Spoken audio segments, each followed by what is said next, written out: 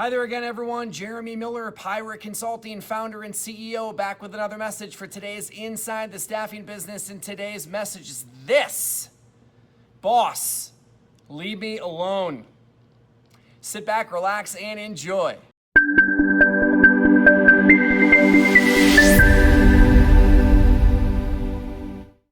Micromanagement. Is there anything worse? You hate it, and so do I. That's what makes it terrible. So I'm a little confounded, and by that I mean a lot confused, when I hear about groups, companies, what have you, managing this way. And I get it, right? Like, the company needs something out of us, and we have to be able to perform, period, right? So we have to earn our role, and the company needs to be able to believe that we're gonna do that. But at the same time, there's gotta be a better way than micromanagement. So if you've worked in the department like that, or you are working in a department like that, I get it. Way back in the day when I first got into my career, I worked for a call center environment, and we had to aux out of our phones. So, you know, the phone, if you've never worked in a position like this, we got these big honking phones on our desk, and you have different almost like categories that you have to put yourself into, whether you're in the queue for calls, or you're on break, or you're on lunch, or you're doing training, or whatever.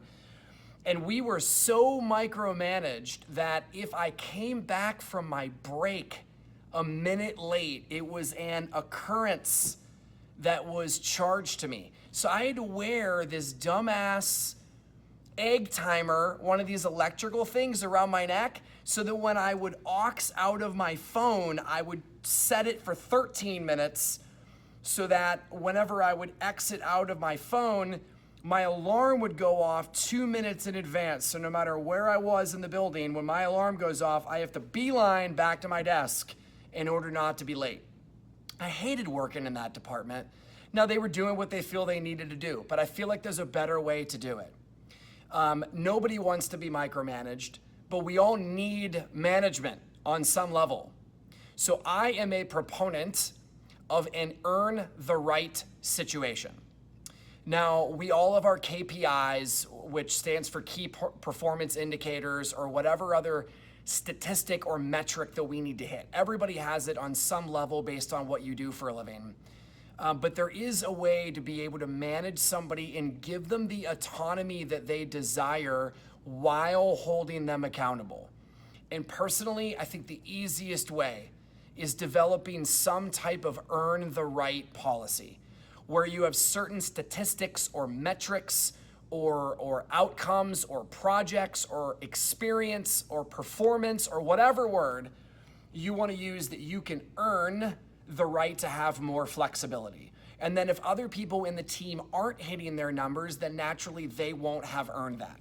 So even if somebody new comes into the department and they see that somebody has a ton of freedom, if they ask, there is a way for them to earn it, and it's logical and understandable as to how that person has already earned it. So if you're out there managing a team and you're struggling how to balance this, I would highly recommend developing something that works for you and your industry and your company and your style, but it's something that people can earn. Is it work from home? Is it some type of flexibility to be away from their desk? Is it ability to travel? Is it working on special projects? Or maybe it's just not having to meet with you as often as they normally do. But it comes down to a mentality. Are you micromanaging your people, or are you being micromanaged because you're not trustworthy? Or you're the manager and you feel like somebody is not trustworthy.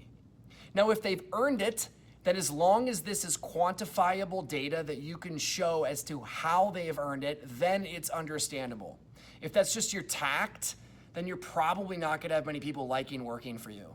Or you're not gonna like working there if that's kind of the way they roll. So we could go deeper into this, but I feel like it's a good start to the discussion. So think about how you're either being micromanaged, have been micromanaged, and how you would handle it differently if you were in a managerial situation. Or if you're in that situation now, are you prone to micromanage your people, and why?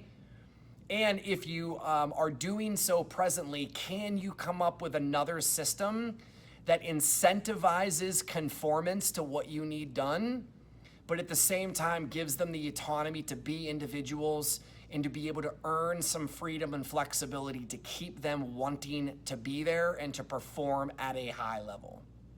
So kick that around for tonight, and we will come back again tomorrow with another message for Inside the Staffing Business with Pyra Consulting.